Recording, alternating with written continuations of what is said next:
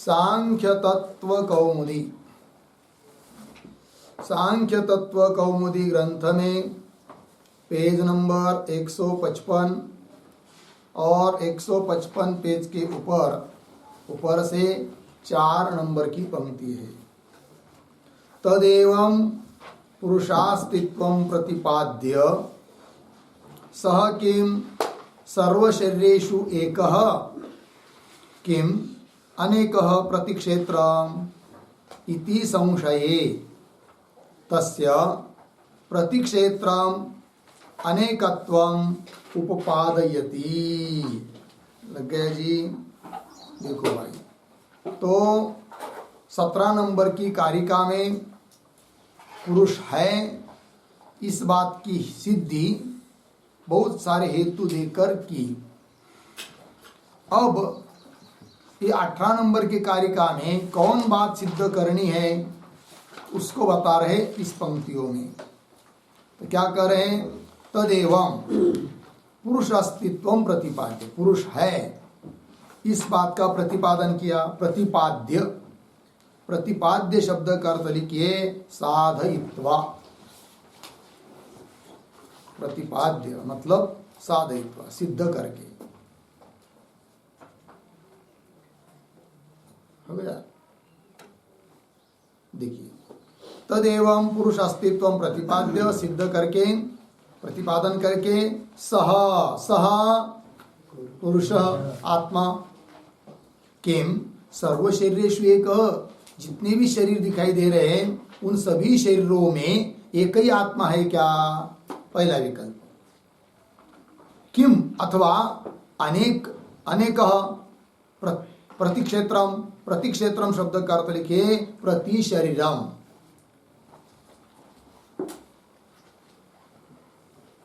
आया ना? प्रतिक्षेत्रम मतलब प्रतिक्षेत्रम का अर्थ प्रति शरीरम। तो प्रत्येक शरीर में भी अलग अलग आत्मा है या सभी शरीर को मिलकर एक आत्मा है? ये विकल्प। ठीक। इति संशये, ऐसा संशय होने पर, द्विकोटि ज्ञान, सभी शरीरों में एक ही आत्मा संचार कर रहा है या जितने शरीर है उतने आत्मा है? ये प्रश्न।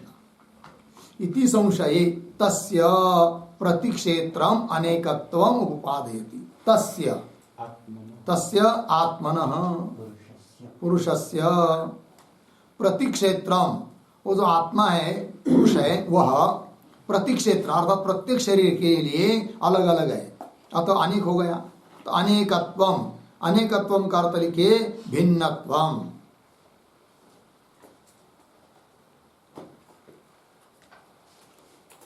भिन्नत्वम उपपादयति। उपपादयति का अर्थ लिखिए अनुमानात्मक युक्त्या साधयति। अनुमानात्मक युक्त्या साधयति।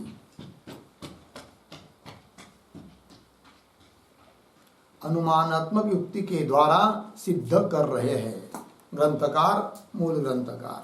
तो कारिका आ रही है, तो कारिका का उच्चारण कर लेते हैं। जनन मरण करणानां प्रतिनियमाद युगपत् प्रवृत्तेश्च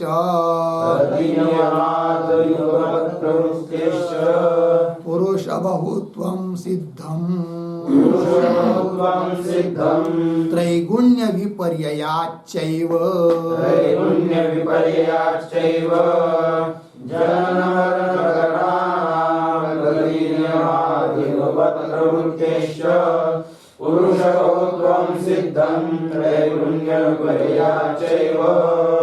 ठीक। पदच्छेद देखिए।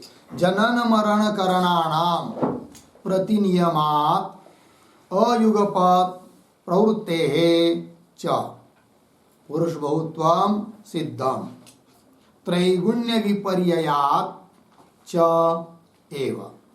अन्वय नीचे के पंक्ति में जाएंगे। पुरुष बहुत्वं सिद्धम्, फिर ऊपर जनन मरण करणानां प्रतिनियमात् अयुगपत प्रवृत्ते च, फिर नीचे त्रैगुण्य विपर्ययात च एव। तीन हेतु दिए जा रहे हैं पुरुष में अनेकत्व सिद्ध करने के लिए। पुरुष अनेक है, तो इस कारिका का संक्षिप्त अर्थ लिख लेंगे। तो लिखते हैं प्रतीक पुरुष बहुत्वम,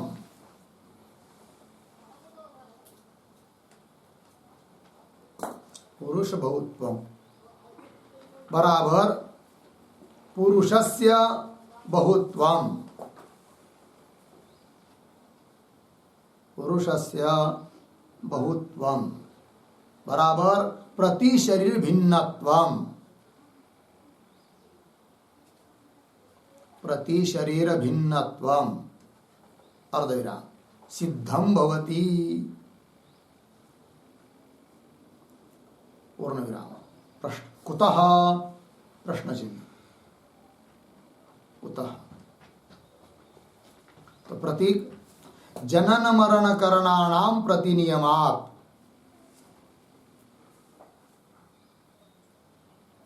जनन मरण करणानाम प्रतिनियमात्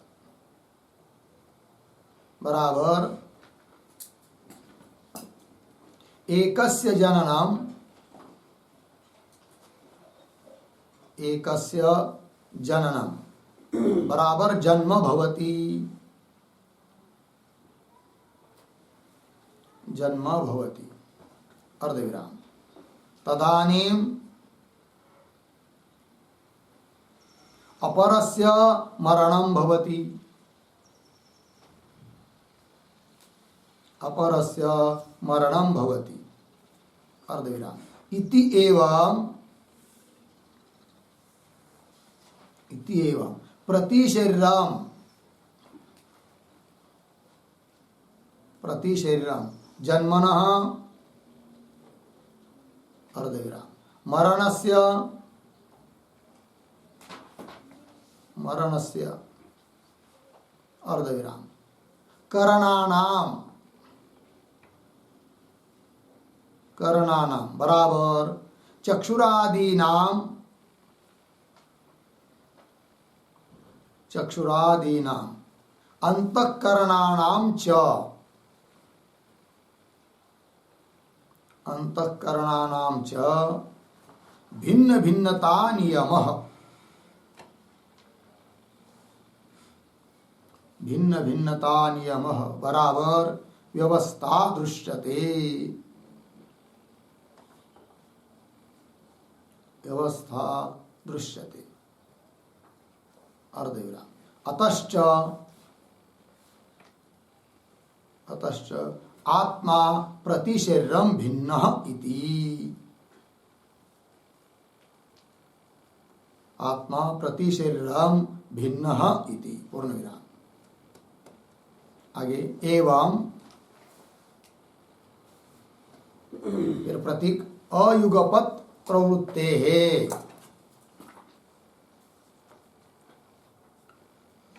अयुगपत प्रवृत्ते बराबर सर्वे शरीरिणः, सर्वे शरीरिणः युगपत न प्रवर्तन्ते क्रियासु, युगपत न प्रवर्तन्ते क्रियासु अर्धविराम। किंतु, किंतु भिन्न प्रवृत्तिमन्तः भवन्ति, भिन्न प्रवृत्तिमन्तः, भिन्न प्रवृत्तिमन्तः भवन्ति। अतः, अतः प्रति शरीरम आत्मा, प्रति शरीरम आत्मा भिन्नः, भिन्नः पूर्ण विराम। फिर आगे प्रतीक त्रैगुण्य विपर्ययाच्चैव,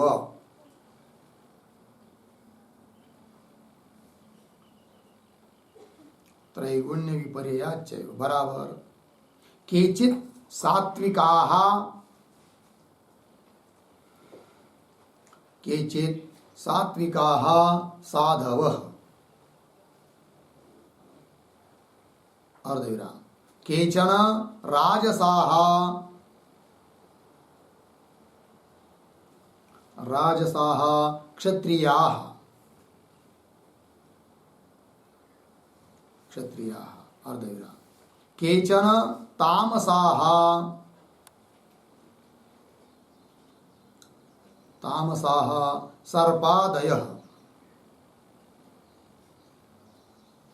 सर्पादयः इति त्रिगुणानां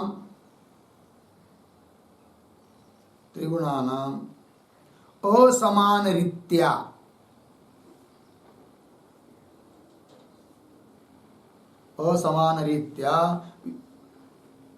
व्यवस्थानात् अपि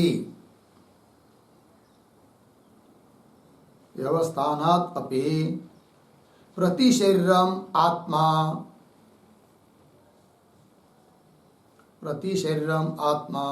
भिन्नः इति सिद्धम् भिन्नः इति सिद्धम्। ठीक है, देखो भाई अर्थ तो कह रहे हैं कि पुरुष बहुत है, अनेक है। पुरुषस्य बहुत्वम, बहुत्वम कर्त कर दिया प्रति शरीर भिन्नत्व, प्रत्येक शरीर में भिन्न भिन्न भिन्न पुरुष है। सांख्य का ग्रंथ हम लोग पढ़ रहे हैं। वेदांत मत में ऐसा नहीं। वेदांत मत में आत्मा एक ही है, सभी शरीरों में विद्यमान आत्मा एक है। ठीक है, चलिए तो प्रति शरीरम भिन्नत्वम सिद्धम भवति कुतः हेतु दे रहे जनन मरण करणानाम प्रति नियमात्, प्रतीक है। उसका अर्थ कर रहे हैं कि जनन मतलब जन्म, मरण और करण, तीन बात, उनका प्रतिनियम अलग अलग व्यवस्था है। कैसे, एक एक बात को बता रहे हैं। एकस्य जननम जन्म भवति, एक का जन्म होता है उसी समय दूसरे का मरण। यदि एक ही आत्मा होता सभी शरीरों में तो एक का जन्म हुआ तो सबका जन्म ही होना चाहिए ना। फिर एक का जन्म उसी समय एक का मरण, ऐसा तो नहीं होना चाहिए। इसका मतलब प्रत्येक शरीर में आत्मा कैसा है, भिन्न भिन्न है। एक का जन्म हो रहा है उसी समय दूसरा कोई मर रहा है, ये बात।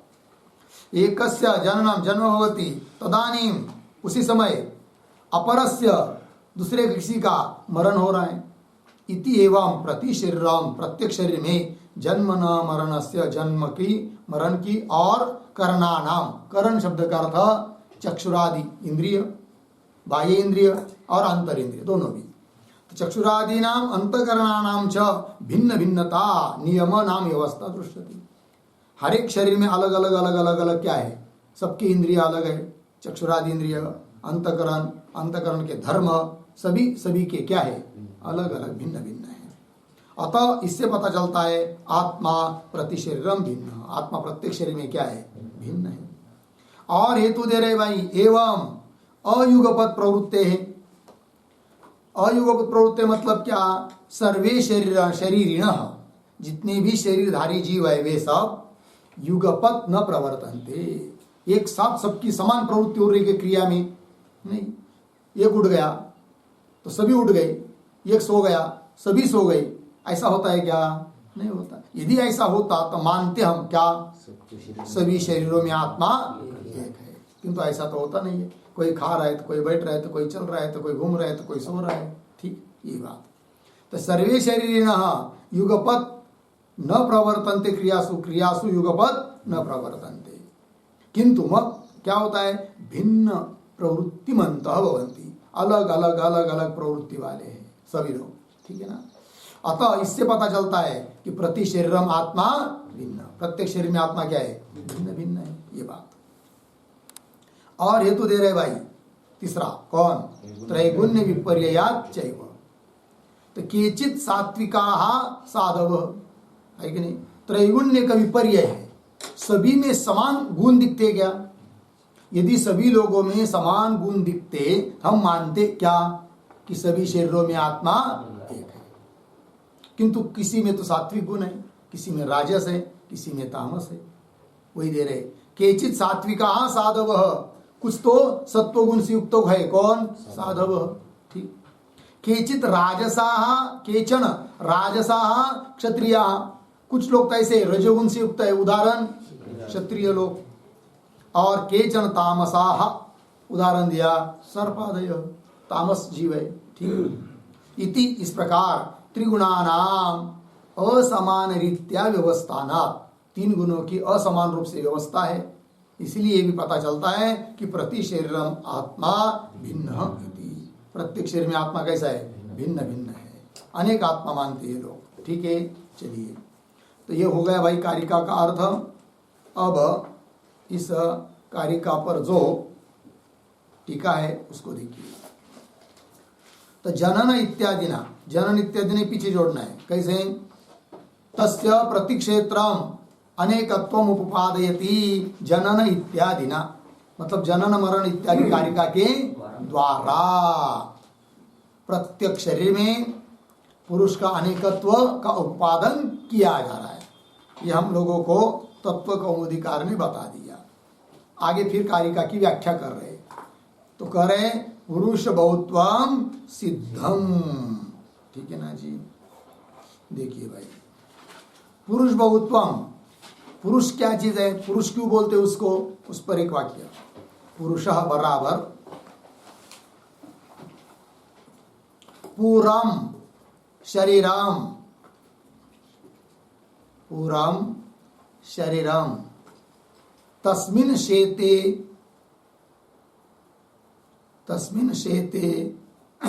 इति पुरुषः, तस्मिन् शेते इति पुरुषः बराबर आत्मा, तस्य बहुत्वम,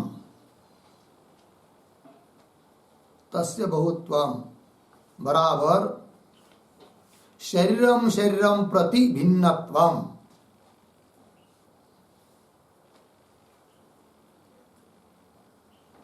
शरीरम शरीरम प्रति भिन्नत्वम, ठीक, अर्धविराम। सिद्धम बराबर अनुमितम भवति इत्यर्थः,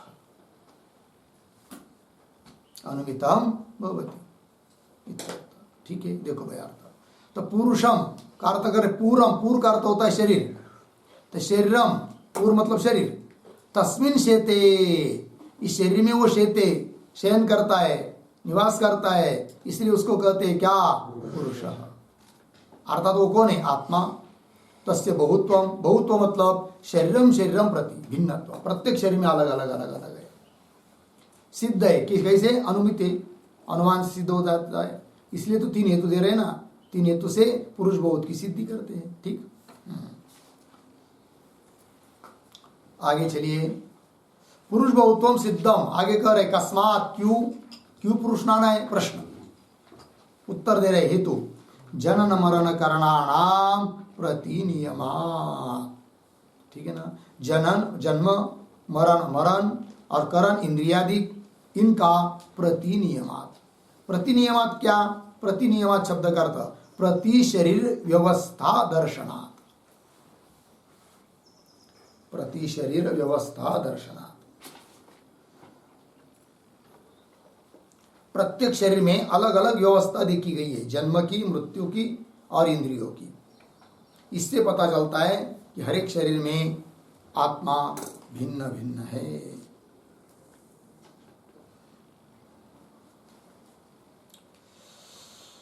हो गया ना जी। देखो भाई, अब आगे चलिए, निकाय विशिष्टाभिः अपूर्वाभिः देह इंद्रिय मनोहंकार बुद्धि वेदनाभिः पुरुषस्य अभिसंबंधः जन्म,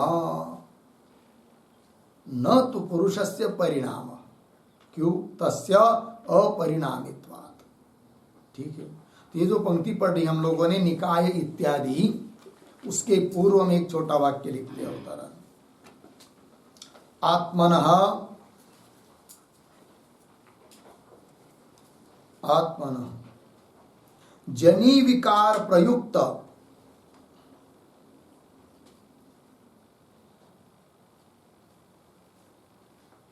जनी विकार प्रयुक्त परिणामित्व अयोगात, परिणामित्वायोगात् जन्म पदार्थम आह। जन्म पदार्थम आह निकाय इति।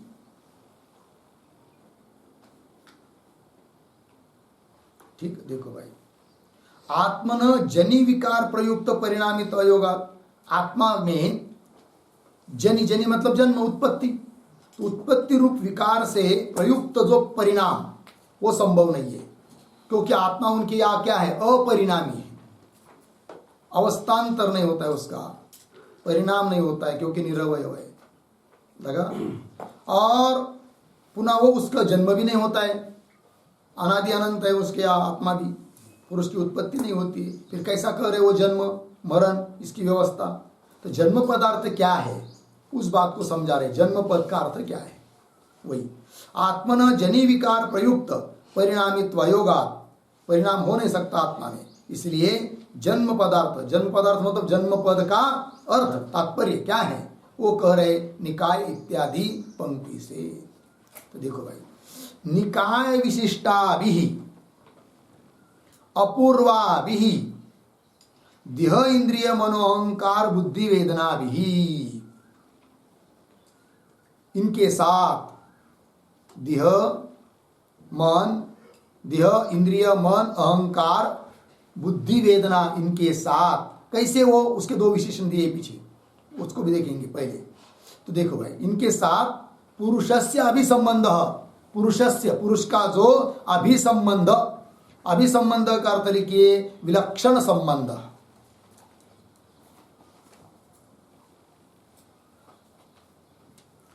विलक्षण संबंध, जन्म, वही है जन्म, ठीक है। देह इंद्रियादिकों के साथ पुरुष का जो विलक्षण संबंध हो जाना, इसी का नाम है क्या, जन्म, ठीक है। तो कैसे वो देह इंद्रिय मनो अहंकार बुद्धि वेदना भी, तो देखिए निकाय विशिष्टा भी, निकाय विशिष्टा भी, निकाय से विशिष्ट, निकाय से विशिष्ट मतलब क्या, समूह से विशिष्ट, थोड़े में, वैसा उसका अर्थ लिख दे रहे हम लोग, निकाय विशिष्टा भी विशेषण है, तो लिख लीजिए उसका भी अर्थ, निकाय बराबर तत् तत् आत्मा अदृष्ट प्रयोज्य, अदृष्ट प्रयोज्य भावी भोगानुकूल, भावी भोगानुकूल विलक्षण समुदाय,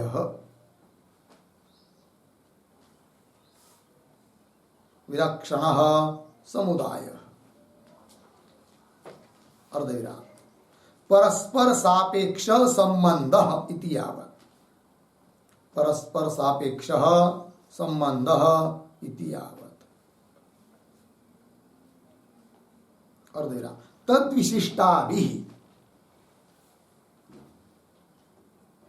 तद्विशिष्टाभिः बराबर समुदाय भावापन्नैः, समुदाय भावापन्नैः, पूर्ण विराम, ठीक। अर्थ देखिए, निकाय विशिष्टा भी, इसका एक शब्द में अर्थ समुदाय भावापन्नैः, समुदाय भाव को प्राप्त हुए कौन, आगे देह इंद्रिय मनो बुद्धि, मनो अहंकार बुद्धि वेदना भी इनका विशेषण है ना वो, तो समुदाय भाव को प्राप्त हुई ऐसे जो कौन, देह इंद्रियादि, है ना, उसी का स्पष्टीकरण किया। समुदाय, समुदाय भाव को प्राप्त हुई तो अर्थ कर दिया एक शब्द में, किंतु निकाय किसको कहते हैं तो बल बोल दिया, तत्त आत्मा अदृष्ट प्रयोज्य, उस आत्मा का जो अदृष्ट, उस अदृष्ट से प्रयोज्य होने वाला, जो भावी भोगानुकूल, भविष्य काल में होने वाला जो भोग, उसके लिए अनुकूल विलक्षण समुदाय, उस समुदाय का नाम है क्या, निकाय, ठीक। अर्थात परस्पर सापेक्ष संबंध, यही तद विशिष्टा भी, तो निकाय विशिष्टा भी, निकाय विशिष्टा भी इस शब्द का एक शब्द में अर्थ समुदाय भाव, भावम अपन नहीं, समुदाय भाव को प्राप्त हुए कौन? देह इंद्रियादि। और कैसे वो देह इंद्रियादि? तो लिख रहे आगे अपूर्वाभि। क्या लिख दिया? अपूर्वाभि। उसका भी अर्थ लिख लीजिए, अपूर्वाभि बराबर पूर्वम अविद्यमानैहि।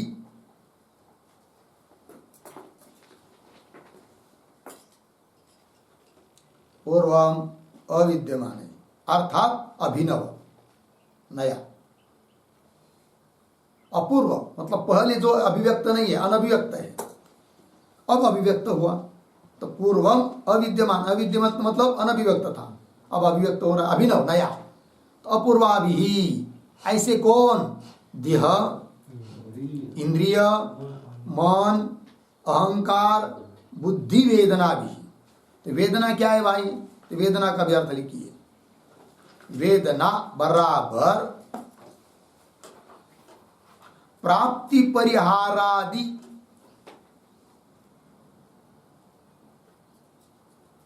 प्राप्ति परिहारादि अनुकूला बुद्धिवृत्ति ही, अनुकूला बुद्धिवृत्ति भी, बुद्धिवृत्ति, अनुकूला बुद्धिवृत्ति। ठीक, प्राप्ति परिहारादि अनुकूला, प्राप्ति के लिए अनुकूल, परिहार के लिए भी अनुकूल, ऐसी जो बुद्धिवृत्ति उसको कहते वेदना। तो बुद्धि वेदना मतलब बुद्धिवृत्ति। इनके साथ, इन सभी समूह के साथ पुरुष का जो अभिसंबंध, विलक्षण संबंध, उसका नाम है क्या? जन्म। और वो प्रत्येक के लिए अलग अलग है। सबके लिए एक प्रकार का जन्म, एक प्रकार के शरीर के साथ संबंध है क्या?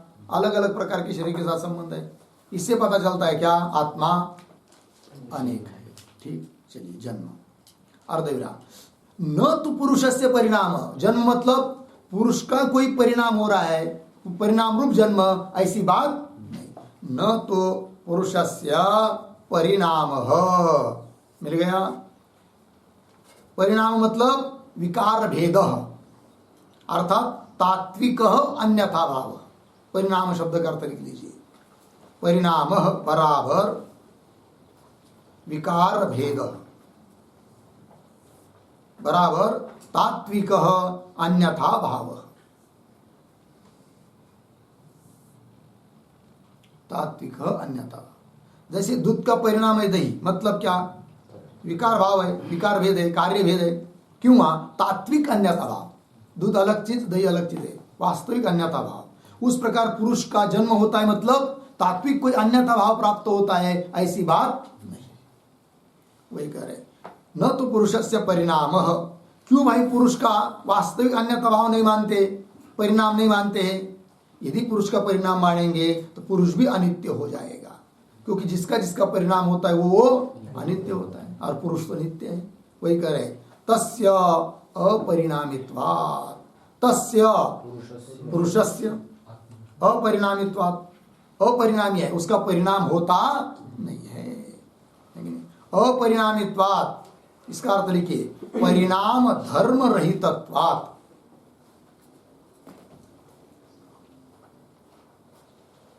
परिणाम धर्म रहितत्वात्,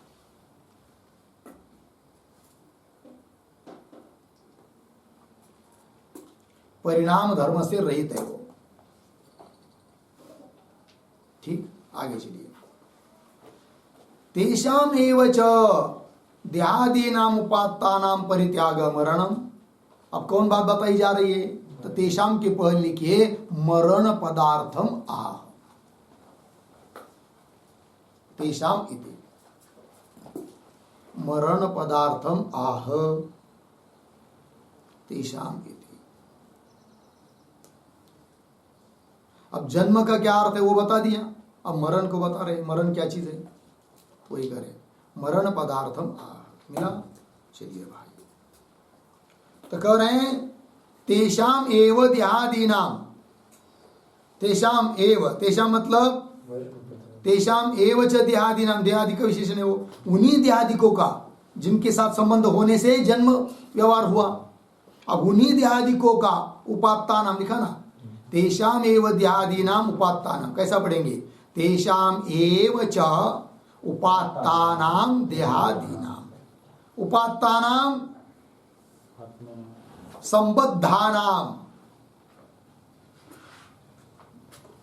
स्पष्ट करना हो तो आत्मना सह संबद्धानाम,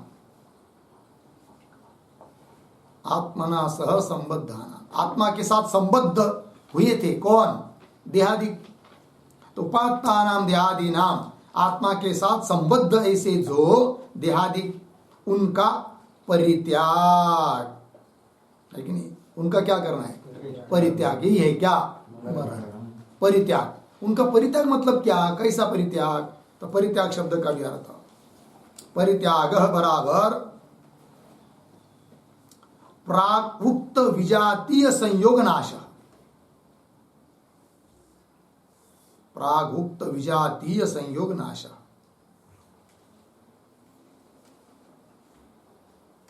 ठीक है ना? देखो भाई, मतलब क्या? जैसे अभी अभी बताया था जन्म बताते समय, क्या विजातीय ऐसे जो देहादिकों का आत्मा के साथ संबंध, ये हुआ था जन्म। अब फिर वो जो विजातीय संयोग हुआ था देहादिकों के साथ आत्मा का, विजातीय ऐसे देहादिकों का आत्मा के साथ संबंध हुआ था, उसका त्याग, यही हुआ प्रागुक्त विजातीय तेज संयोग नाश मरणम। लग गया जी? आइए, तो उपात्तानाम देहादीनाम परित्याग मरणम। आगे, न तो आत्मन विनाश, मरण शब्द से भी आत्मा का विनाश ऐसा अर्थ नहीं करना। लग गया जी? न तो आत्मा न विनाश, विनाश मतलब ध्वंस, आत्मा का ध्वंस होता है या आत्मा का तिरोभाव होता है, वही मरण, ऐसा अर्थ करना नहीं। आत्मा तो मरता नहीं है ना, वस्तुतः न उसका जन्म है न मरण है, तो भी मरण व्यवहार हो रहा है। तो मरण व्यवहार हो रहा है मतलब क्या? देहादिकों के साथ जो संबंध हुआ था उसका त्याग, छूट गया, वो मरण। और जन्म मतलब क्या? पहले प्राप्त नहीं थे ऐसे जो देह इंद्रियादिकों का समूह, उसके साथ विलक्षण ऐसा आत्मा का संबंध हो जाना, यही था जन्म। वास्तविक जो अपना मूल स्वरूप आत्मा है, उसका तो न जन्म है न मरण है, किंतु देहादि के साथ तादात्म्य जुड़ गया तो जन्म भी और कहने लगे, और देहादि का छूट गया तो फिर क्या हुआ? मरण हुआ। ठीक है, विनाश। तो बोलेंगे भाई आत्मा का विनाश लिखना है, न तू आत्मन विनाश, विनाश मतलब ध्वंस, आत्मा का ध्वंस नहीं होता। क्यों? तस्य कूटस्थ नित्यत्वात्, तस्य हाँ आत्मन पुरुषस्य, पुरुषस्य आत्मन। ठीक है ना? लग गया? कूटस्थ नित्यत्वात्, वो कैसा है? कूटस्थ रूप नित्य है। कौन? पुरुष। कौन? आत्मा। चलिए भाई, तस्य कूटस्थ नित्यत्वात्, कूटस्थ नित्य है। कूटस्थ नित्य मतलब क्या? कूटस्थ नित्यत्वात् का भी अर्थ लिखे निर्विकारत्वात्।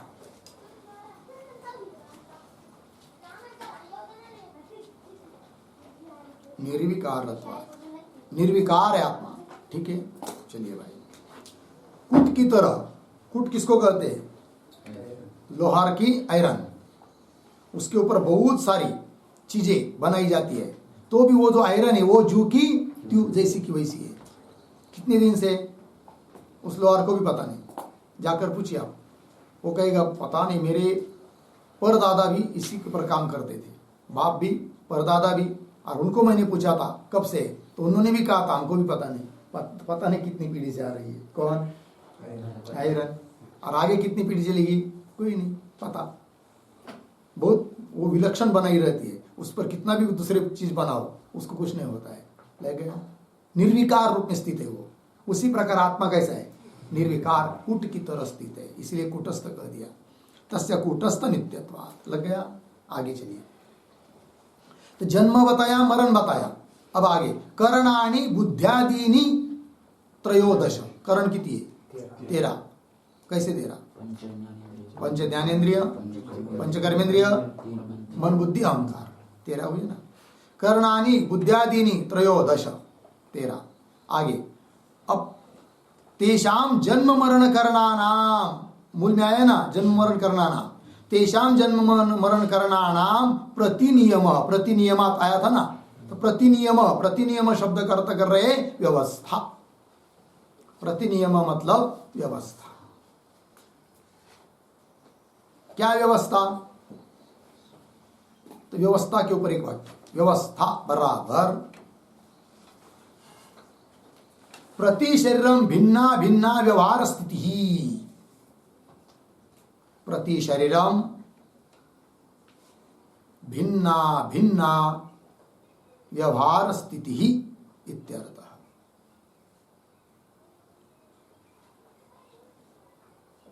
प्रत्येक शरीर में भिन्न भिन्न व्यवहार की स्थिति है, यही व्यवस्था अलग अलग है। एक का जन्म हुआ सबका जन्म है क्या? एक का मरण हुआ सबका मरण है क्या? नहीं, अलग अलग है सब। सबकी इंद्रिया अलग है कि नहीं? सबके नेत्र अलग है, एक है का नहीं है। यदि एक होते तो क्यों उसका क्या करते, वो फोटो लेते ना, वो आधार कार्ड बनाने समय हर एक के नेत्र अलग अलग है, हर एक का थंब, प्रत्येक का थंब अंगूठा उसके चिन्ह वो भी अलग अलग है। कोई किसी के साथ किसी का चीज मिलता नहीं है, है कि नहीं? है कि नहीं? आकार प्रकार रंग स्वभाव गुण सब कुछ अलग अलग है, एक दूसरे के मिलते। कितने आश्चर्य है, दुनिया में ऐसी कोई फैक्ट्री नहीं है कि समान चीज न बनावे। कितने भी प्रयास करेंगे तो कुछ दिन के बाद, कुछ चीज के बाद समानता आई जाती है।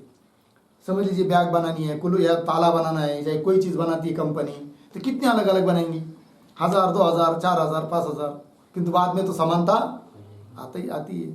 किंतु भगवान की फैक्ट्री ऐसी है, कितने करोड़ लोग हैं सब पूर्ण पृथ्वी पर, संख्या 7 अब्ज के करीब, 7 अब्ज का 700 अब्ज,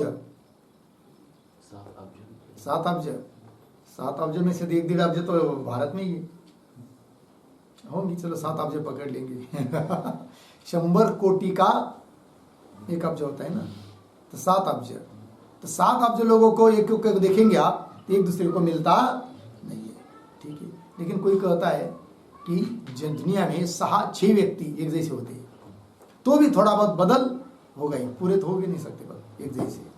चलो फिर करणानि बुद्ध्यादीनि त्रयोदश तेषाम जन्म मरण करणानाम प्रतिनियमनाम व्यवस्था, अर्थात प्रत्येक शरीर में भिन्न भिन्न व्यवहार की स्थिति है। आगे चलिए, सा खलु इयम सर्व शरीरेषु एकस्मिन् पुरुषे न उपपद्यते। न उपपद्यते, न उपपद्यते का कर्ता कौन है? व्यवस्था। न उपपद्यते इसका कर्ता कौन है? सा न उपपद्यते, सा का व्यवस्था, पीछे से आया ना व्यवस्था, तो व्यवस्था उत्पन्न नहीं होती है। कब?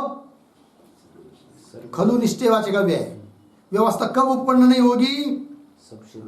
सर्व शरीरेषु एकस्मिन् पुरुषे, सभी शरीरों में एक ही आत्मा मानेंगे तो वो व्यवस्था बनेगी नहीं।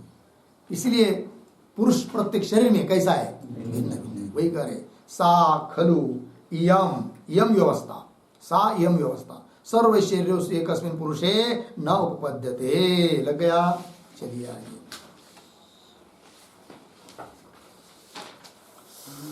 तदा खलु एकस्मिन् पुरुषे जायमाने, मिलन पंक्ति, ये जो पंक्ति पढ़ रहे हैं हम लोग, तदा इत्यादि, उसके पूर्व में एक वाक्य लिखते हैं उत्तरण, कथम व्यवस्था न उपपद्यते,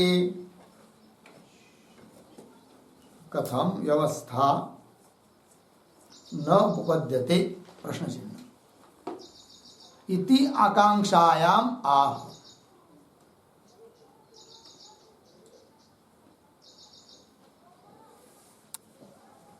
इति आकांक्षायाम आह तदा इति।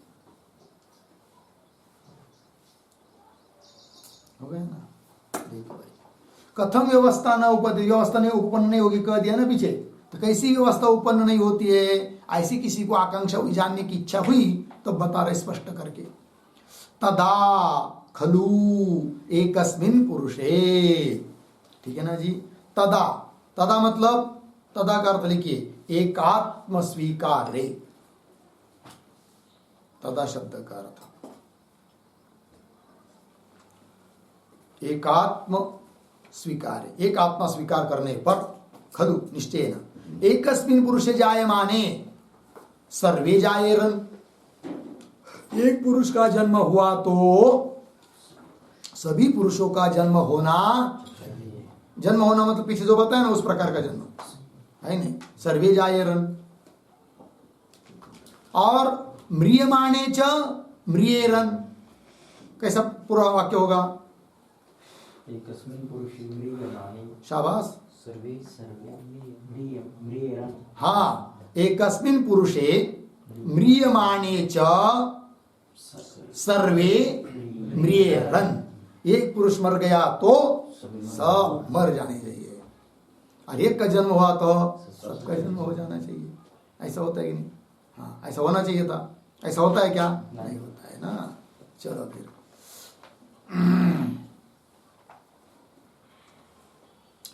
ये जो आया है ना, एकस्मिन् पुरुषे जायमाने, उस पर लिखते एक वाक्य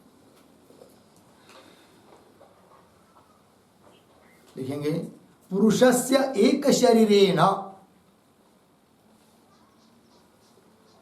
पुरुषस्य एक शरीरेण जन्मनि सति, ये उसका अर्थ है। जन्मनि सति अर्धविराम, आगे प्रतीक सर्वे बराबर सर्व शरीराणि, सर्व शरीराणि अर्धविराम प्रतीक जायेरन बराबर जन्मान्वितानि स्युः, जन्मान्वितानि स्युः पूर्ण विराम। फिर प्रतीक म्रियमाणे बराबर पुरुषस्य एक शरीरेण, पुरुषस्य एक शरीरेण मरणे सति, मरणे सति अर्धविराम म्रियेरन, म्रियेरन बराबर सर्व शरीराणि मरणान्वितानि स्युः, सर्व शरीराणि मरणान्वितानि स्युः। हो गया अर्थ की भाई। तो मूल में आया था एकस्मिन् पुरुषे जायमाने, मतलब क्या? पुरुषस्य एक शरीरेण, पुरुष का एक शरीर के माध्यम से, एक शरीर का संबंध हो जाने से जन्म व्यवहार होता है ना, उस प्रकार एक शरीरेण जन्मनि सति, एक शरीर के साथ संबंध होने से जन्म होने पर सर्वे सर्वे शरीरिण शरीराणि, सभी शरीर उत्पन्न हो जाने चाहिए, जन्मान्वितानि स्युः। उसी प्रकार म्रियमाणे पुरुषस्य एक शरीरेण मरणे सति, पुरुष का एक शरीर के माध्यम से मरण होने पर म्रियेरन सर्व शरीराणि मरणान्वितानि स्युः, सभी शरीर मरणान्वित हो जाने चाहिए। है कि नहीं? कैसे? जन्म क्या कहा कि देहादिकों के साथ विलक्षण संबंध, और मरण क्या क्या? देहादिकों का विलक्षण से संबंध वो टूट जाना। पुरुष तो एक ही है कि नहीं? और उस एक पुरुष का एक देहादि के समूह के साथ संबंध टूट गया, और पुरुष तो एक ही है ना, इसका मतलब सभी अलग हो जाने चाहिए, सब मर जाने चाहिए फिर, क्योंकि सभी से पुरुष तो एक है ना। तो इस शरीर से पुरुष अलग हुआ, मतलब सभी शरीरों से पुरुष अलग हुआ, एक मरने पर सब मर जाने चाहिए। और जन्म क्या है? एक शरीर आदि समूह से संबंध होना, मतलब क्या? जन्म है कि नहीं? और पुरुष कितना है? एक, तो उसका इस शरीर के साथ संबंध हुआ, इसका मतलब सभी शरीर के साथ संबंध एक साथ हो जाने चाहिए। एक का जन्म होने पर सबका जन्म, एक का मरण होने पर सबका मरण, ऐसा होना चाहिए। कब? एक पुरुष मानेंगे तब। किंतु ऐसा होता है क्या? नहीं। इसका मतलब पुरुष एक नहीं, आत्मा प्रत्येक शरीर में अलग अलग। इतना ही नहीं, और बोल रहे अंधादौ च एकस्मिन् सर्वे एव अंधादयः, एक अंधा हो गया तब सभी अंध हो जाने चाहिए। ऐसा होता है क्या? नहीं। इसका मतलब पुरुष सर्व शरीर में पुरुष एक नहीं, अपितु भिन्न भिन्न है। अंधादौ च एकस्मिन् सर्वे एव अंधादयः, ठीक। इतना ही नहीं, और करे विचित्ते च एकस्मिन् सर्वे एव विचित्ताः स्युः इति अव्यवस्था। ये सब अव्यवस्था हो जाती। कब? सभी शरीरों में एक पुरुष मानेंगे तब। अंतिम में क्या कहा, विचित्ते च एकस्मिन्। विचित्ते क्या चीज है भाई, ठीक है ना।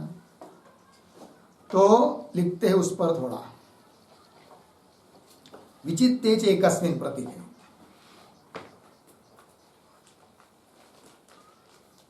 बराबर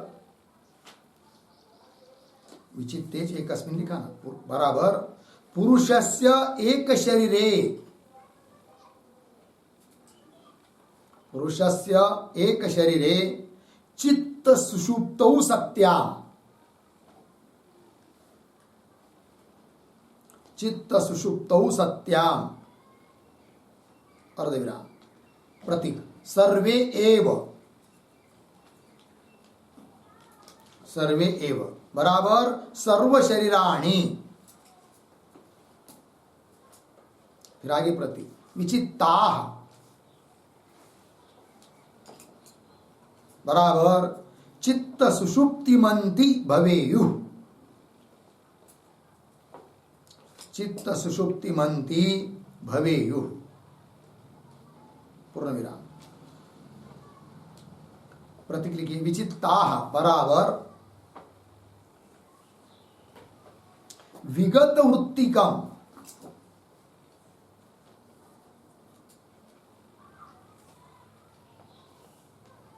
विगत वृत्तिकम चित्तम येषाम ते विचित्ताः, विगत वृत्तिकम चित्तम येषाम ते विचित्ताः, विचित्त शब्द का अर्थ विचित्ताः, ठीक है। देखो भाई अर्थ, तो वाक्य क्या लिखा है मूल में, विचित्ते च एकस्मिन्, एक विचित्त होने पर, चित्त रहित होने पर, सुषुप्ति में जाने पर, सर्वे एव विचित्ता स्युः, सभी विचित्त हो जाने चाहिए, ये बात वही लिखा है। विचित्ते च एकस्मिन् पुरुषस्य एक शरीरे, एक शरीर में पुरुष चित्त सुषुप्तौ सत्या, चित्त में क्या आ गई, सुषुप्ति, विचित्त हो गया, चित्त रहित होगा। तो सर्वे एव शरीराणि, सर्वेव सर्व शरीराणि विचित्ताः, मतलब चित्त सुषुप्तिमन्ति भवेयुः, चित्त सुषुप्ति वाले हो जाए, ऐसा होना चाहिए। होता है क्या, नहीं। विचित्त शब्द का अर्थ विगत वृत्तिकम, वृत्ति रहित हो जाना, विगत वृत्तिक हुआ है चित्त जिनका, उनको कहते हैं क्या, विचित्ता, ठीक है। ये बात आइए, विचित्ते अव्यवस्था, ये क्या हो जाती है, आगे क्या है, न चैत्य दिए ना, तो वो तो आगे का पॉइंट हुआ, एक वाक्य छूट गया है छपने का आपके पुस्तक में, इति अव्यवस्था पूर्ण विराम। फिर आगे एक वाक्य लिखिए, प्रतिक्षेत्रम तो,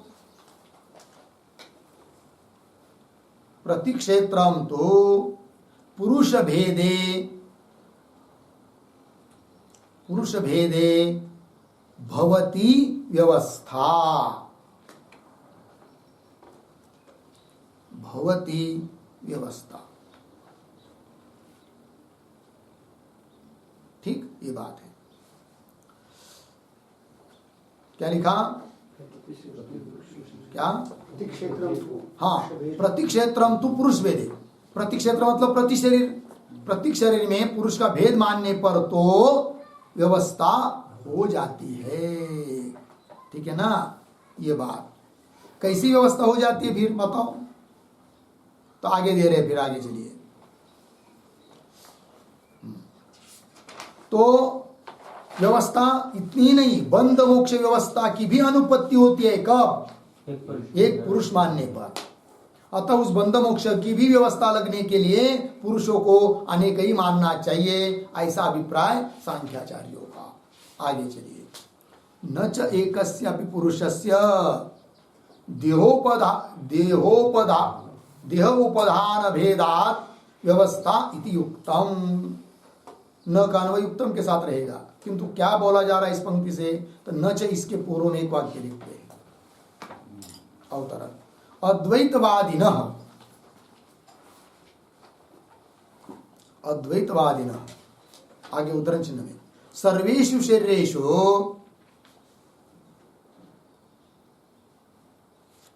सर्वेषु शरीरेषु एकस्यापि पुरुषस्य, एकस्यापि पुरुषस्य बराबर आत्मनः उपाधि भेदात जन्म मरणादि व्यवस्था भवेत। जन्म मरणादि व्यवस्था भवेत उद्धरण चिन्ह बांध इति मतम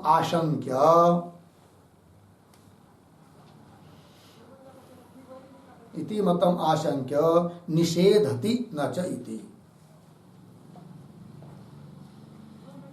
निषेधति न च इति। ठीक। और देखिए भाई, अद्वैतवादी वेदांती लोग सर्वेषु शरीरेषु सभी शरीरों में एकस्यापि पुरुषस्य आत्मा, एक ही पुरुष रूप आत्मा को मानते हैं, सभी शरीरों में एक आत्मा, तो भी उपाधि के भेद के कारण जन्म मरण आदि की व्यवस्था कर देते हैं। तो वो ठीक है ना। इति मतम, ऐसा मत है किसी का, उसके आशंका, उसको लेकर शंका करके निषेध कर रहे हैं।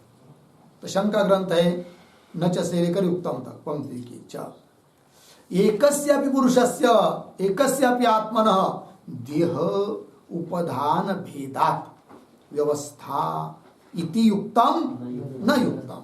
क्योंकि ये कहना ठीक नहीं है, ये शंका हुई, ये कहना ठीक नहीं। क्यों, आगे बता रहे हैं।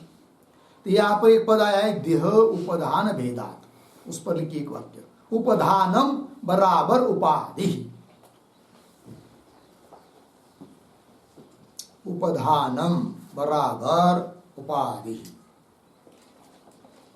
और देहादि उपाधि भेदात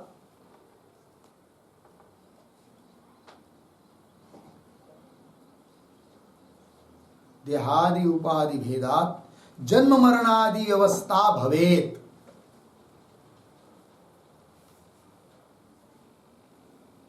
जन्म मरणादि व्यवस्था भवेत इति। ठीक।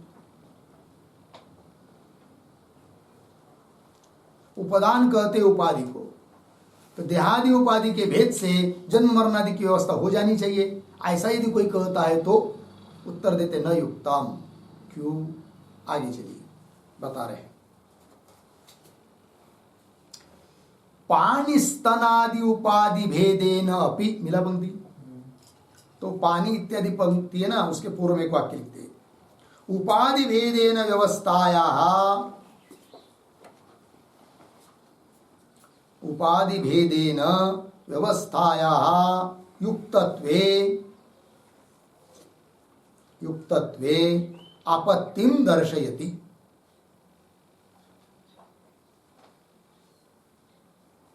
आपत्तिं दर्शयति पाणी इति।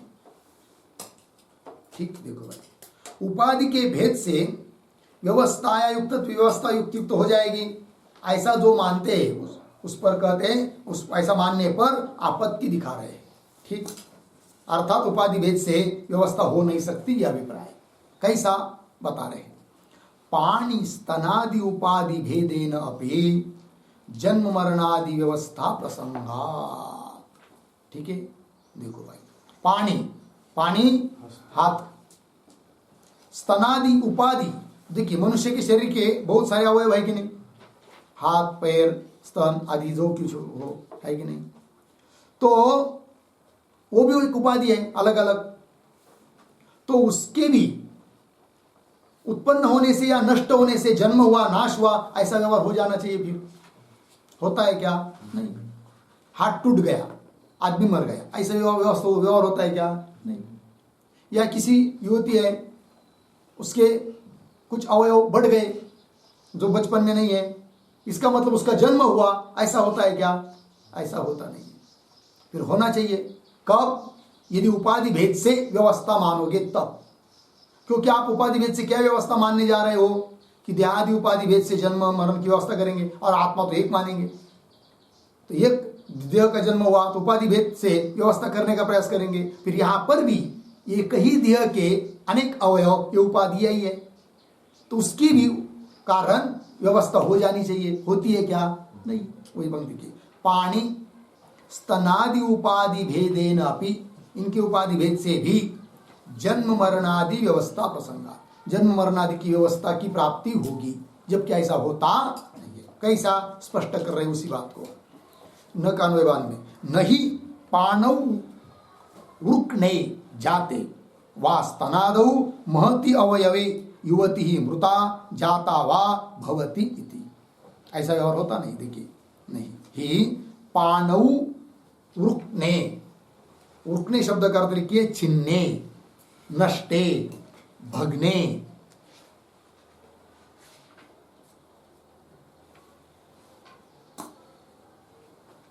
हो गया पंक्ति की, हाँ नहीं पानव रुकने।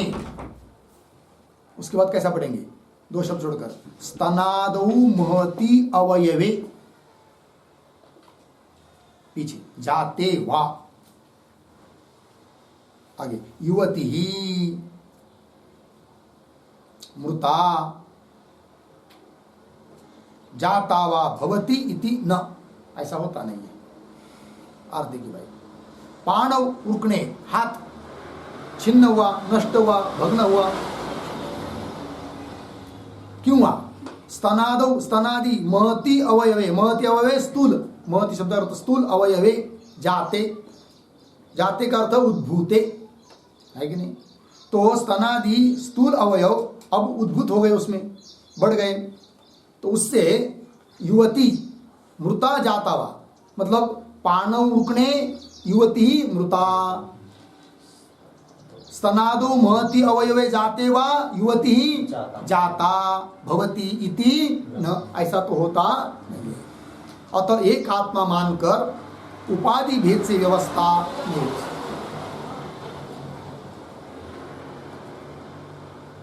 लग गया जी?